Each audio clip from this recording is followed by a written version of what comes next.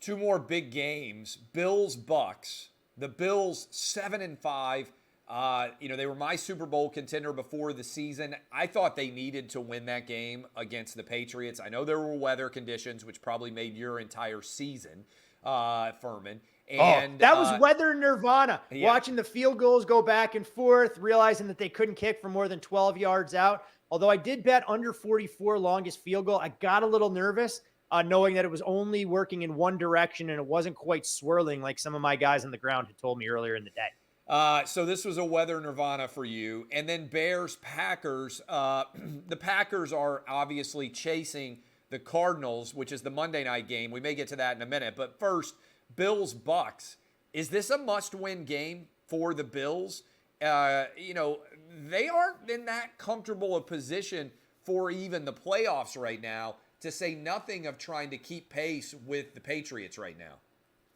Well, I think from a division standpoint, they've really put themselves behind the 8 ball. Now, I know they do play New England in 2 weeks or 3 weeks. I'm not sure of the exact schedule there. So they'll get another crack at the Patriots, albeit on the road instead of playing in Western New York. But at the same time, you mentioned it, lose this game to Tampa. Suddenly you lose potentially to the Patriots, and the schedule, at that point, I guess the best case scenario would be 10-7.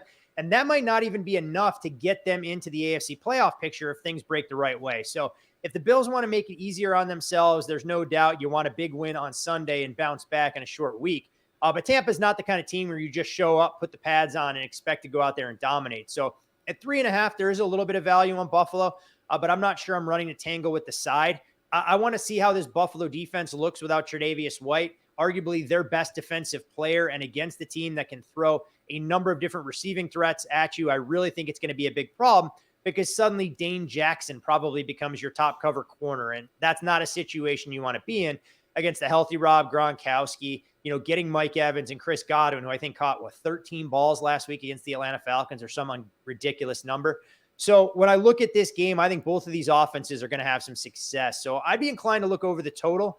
I don't think there is a ton of wiggle room, though, as it's been bet up from 51.5 to 53.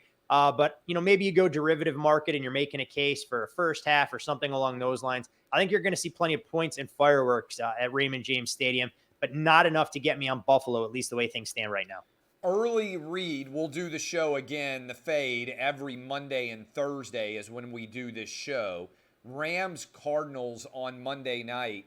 The Cardinals right now a 2.5-point favorite. They effectively can end the NFC West race if they were able to win this game. Yeah, and this is the game where we saw FanDuel actually open the Cardinals as a 3-point favorite. Immediately, they took money on the Rams. And I think as you begin to dig into this matchup, you have a little bit of revenge working in favor of the Los Angeles Rams, who were embarrassed in their own building when these two teams played earlier this season. But again, real questions, and I think Cliff Kingsbury has to go out there and prove it to all of us that he can win games when they matter most. Sean McVay's at least been to a Super Bowl and won when the pressure's on. Now suddenly the Cardinals can't take the underdog mentality. They know there's a target squarely on their back. And to your point, a win here would most likely secure the division for them. But I lean towards the Rams. I'm a little bit unhappy that I didn't take the field goal when I was out there. 1.5, 2, probably not enough to buy.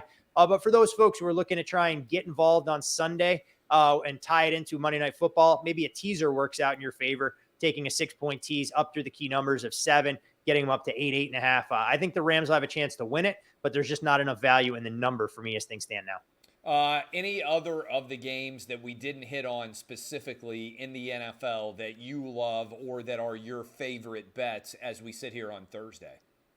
I think those are the main matchups that a lot of our audience is going to be intrigued by, to say the least. You have a bunch of dumpster fires out there. I know we talked a little bit about Jake Fromm getting the start for the Giants. You do wonder about the Chargers letting down. I mean, the one thing we've grown accustomed to since they made the move from San Diego to Los Angeles, they've been an automatic go against in their own building. I obviously would prefer Daniel Jones was out there starting, but it could be a little bit of a letdown. So if this number gets out of control, I do think the Giants make some sense as an underdog. Not a game I've bet yet, but do have my eyes on it, maybe to even go under the total as well. And you touched on it a bit with Sunday Night Football. I'm still trying to figure out how the TV executives allow this game to be the one that we're exposed to on Sunday night. I'm sure there's limitations in what games NBC can flex into that spot. even if it was going to be, Bills-Bucs that I'm sure folks fight over, and the 49ers, Bengals, what have you. But this number's rich. I mean, Green Bay has absolutely owned the Bears. Aaron Rodgers' numbers are downright gaudy when he plays at Lambeau Field against this team, and you'd be dumb to get in front of the freight train. But this price is probably 2.5 points too high. I think Green Bay, though, can build a lead, kind of sit on it, and keep that back door open for Chicago. So not a game I'll bet, and to be quite honest, maybe not even one that I'll watch from start to finish, knowing that my beloved Golden Knights have a home game against the Minnesota Wild that'll go head-to-head with it. What about Army-Navy? The under, I think it's down to what, like 34? Am I wrong about that? I mean, it's crazy. This totals, it's out of control. I mean, I think a lot of people are going to clamor for it and go, hey, well, the series has gone under, 15 straight games or some ridiculous number. But 3 or 4 years ago, I was going under 51 in this game, and the games were getting close. So we talk about efficiency all the time, and the market's going to consistently evolve. Here we are now with a price that gives you absolutely no wiggle room at 34.5, 35. Could it go under? Sure. But would it shock me at all if it was 20-17 or somewhere close to that?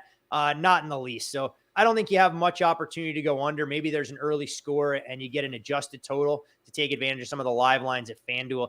I'm going to lean towards Army as well, or towards Navy, I should say, because with such a low total, being able to get 7.5 attractive. But again, this game is one worth watching, more for everything that surrounds it. And it's great that college football world allows it to be a standalone game, knowing what those kids will do after they finish their time on campus playing football, that they're going to make greater contributions to American society than anybody else out there.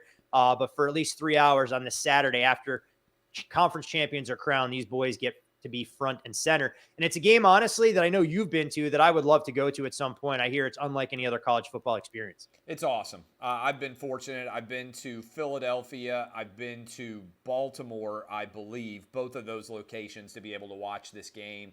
And it really is a majestic experience for sports fans, but also for people who just deeply appreciate, as you said, what the Army and the Navy cadets and soldiers mean in the future for this country. It's a fabulous experience. This year, I believe it's in MetLife Stadium just outside of New York City. And I'm sure it's going to be a really electric experience with fans allowed back after last year. While it's cool to be able to have done it from West Point, it was not a traditional setup. This year, I know it'll be an electric environment.